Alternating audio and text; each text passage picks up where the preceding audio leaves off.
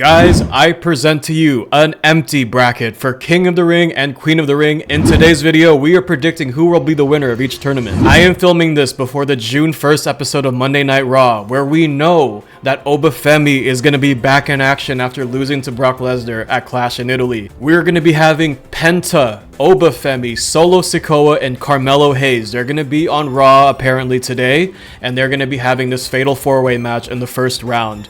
Who do I think is going to win this match? Again, I mentioned this on stream over the past weekend. Who I want to win and who I think are going to win may differ in that answer. With the four men that we have here on our screen, let's run it down, each person's chances right quick. We have Penta, he's the Intercontinental Champion. I do not think he's winning this tournament. He's feuding with way too many people right now to be left off an Intercontinental title feud right now. I could see like an Ethan Page getting involved and costing Penta this win. Obafemi, we'll get back into him later. I'll do his last. Solo Sikoa, he got called out by Roman Reigns in some sort of fashion last night at Clash in Italy. I don't see him winning this tournament. Although the case can be said that maybe this gives him a match at SummerSlam. I can see the argument for that, but they don't need to waste a Solo Sikoa King of the Ring win, in my opinion, to get there. Carmelo Hayes, I would love to see him win, but you have Obafemi in this match as well. I don't see a world where Obafemi loses to any of these three people in this fatal four-way match. So give me Obafemi getting out of the first round here. Gets a bounce back win after losing to Brock. Let's move on. On the same side of the bracket, we have Dominic Mysterio, Braun Breaker, Trick Williams, and Damian Priest in another fatal four-way match. Dominic Mysterio, Triple A champion, hasn't really been doing much, so I would question why would they have him win King of the Ring. Let's move on a little bit here. Braun Breaker, he is feuding with Seth Rollins right now, and he is part of the Vision. Logan Paul, I am confused. Okay, so again, I'm filming this before this is addressed here on Raw, which I'm assuming they should. They had a visual of Braun Breaker holding the World Tag Team title at Clash in Italy with Austin Theory. So with Logan Paul injured, is Braun Breaker now like the new replacement? Because they have to stay in the Vision unless it gets stripped of the tag titles, right? So Braun Breaker, is he now the tag champ? If that's the case, even more, I don't think he's going to win this fatal four-way match. What I can see happening here, Seth Rollins gets involved, costs Braun Breaker, that story continues. Trick Williams, Damian Priest. Let's talk about Damian Priest first. He is also a tag team champion. I don't see him winning this King of the Ring tournament. I know him and R-Truth are not really like competing together right now because R-Truth is like dealing with some type of injury. I don't know what sort, because he's been getting involved in matches anyway. So Damian Priest, I just don't realistically see him winning this tournament at all, let alone this fatal four-way match. Who I think is going to win is Trick Williams. So give me Trick here. He is, I think, going to move on from here and will face Obafemi in the semifinals. Let's move on to the other side of the bracket here for the men's. Seth Rollins, Javon Evans, Tonga Loa, and Ricky Saints. We'll talk about Seth Rollins last. Javon Evans, he's also been in the Intercontinental title picture. He lost his match against Penta in a classic. However, you know, he is one that I could totally see have a good chance. Tala Tonga, with the type of beast that he is, you can never rule him out, honestly. Because everyone else in this match are like, you know, not much, but they are smaller than him, obviously. He's going to be the biggest one in the ring. Ayo.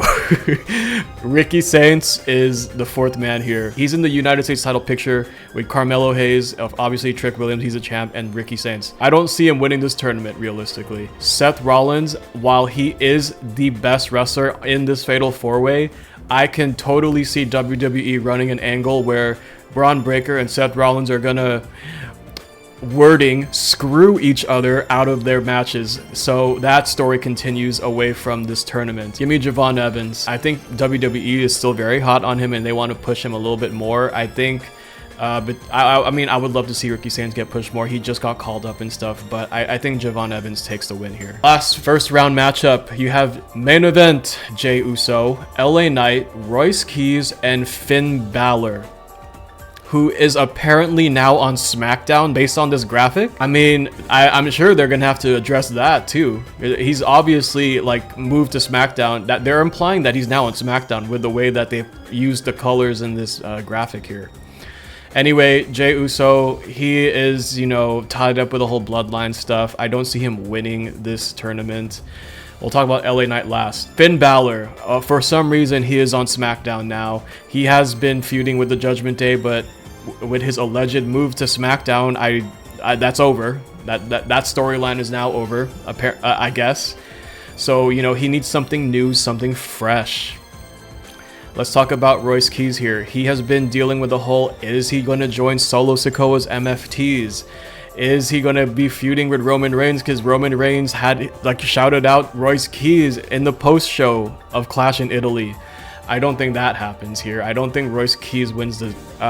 Royce Keys would be, like, on paper, like, in my opinion, someone who can realistically win this tournament. But I think he is tied up too much with MFT stuff right now that I don't think it makes sense for him, storyline-wise, to just get roped out of that, to have a match at SummerSlam for their title. I do think MFTs are going to have some type of presence in this Fatal 4-Way, and it's going to cause a distraction. Royce Keys is not going to win. I think LA Knight takes it here. LA Knight needs something to do. He has been caught in the Vision Vortex.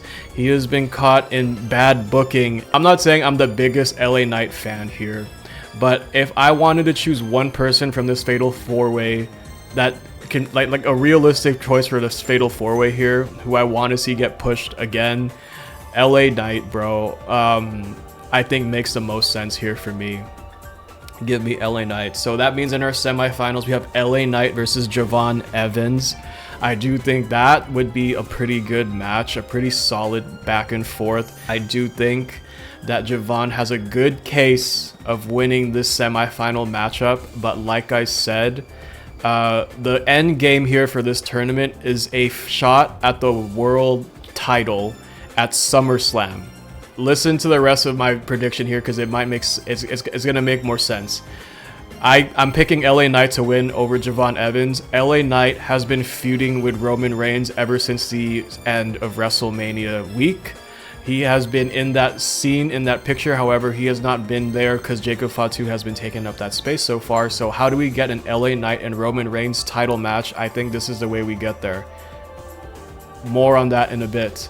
Let's go to the other side of the bracket. Obafemi versus Trick Williams. We have seen these two men fight in NXT. I actually attended New Year's Evil when it was out here in Los Angeles, and it was a freaking good match. It was Obafemi and Trick Williams. They put up one hell of a match.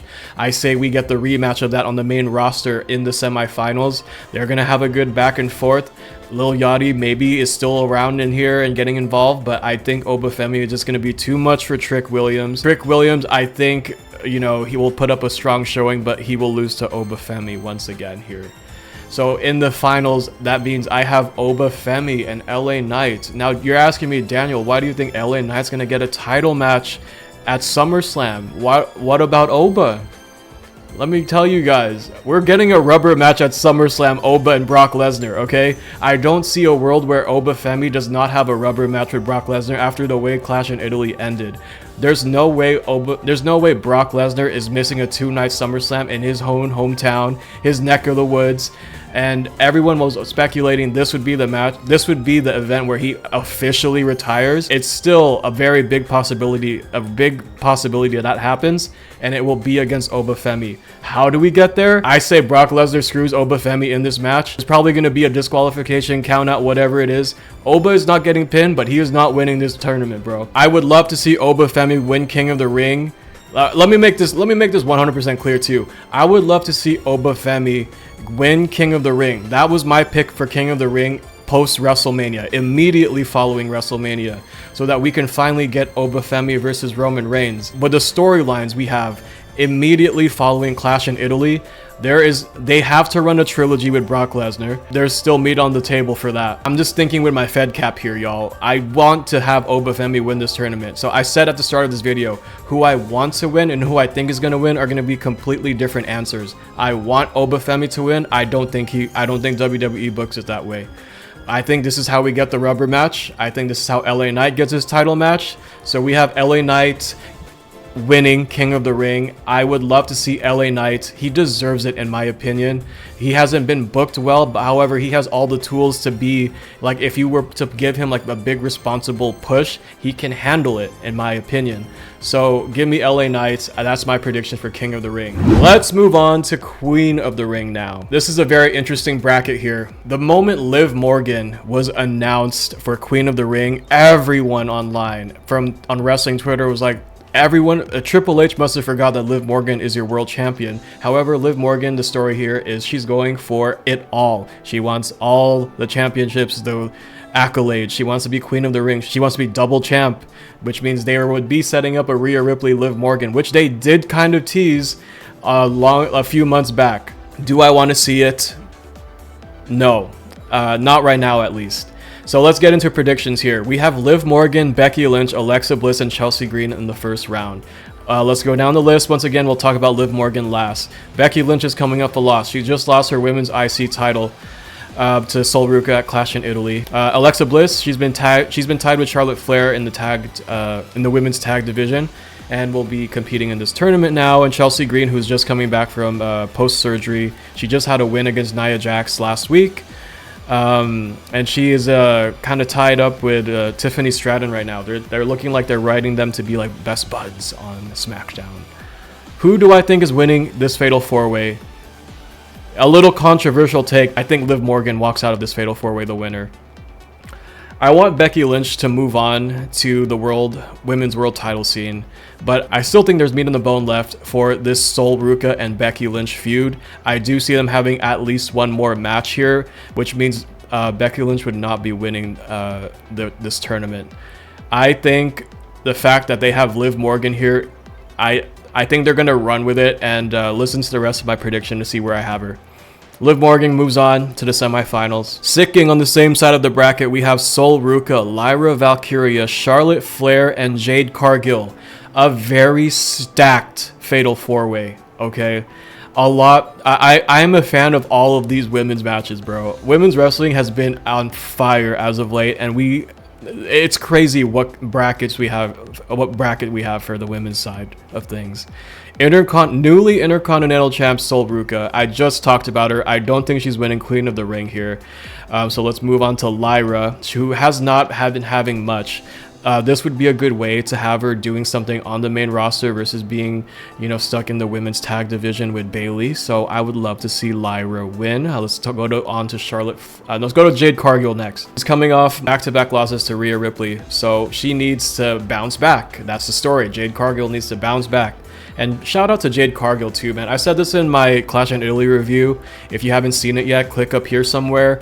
We're seeing improvements every single PLE from Jade Cargill, and I love it. Jade Cargill, she's a great competitor.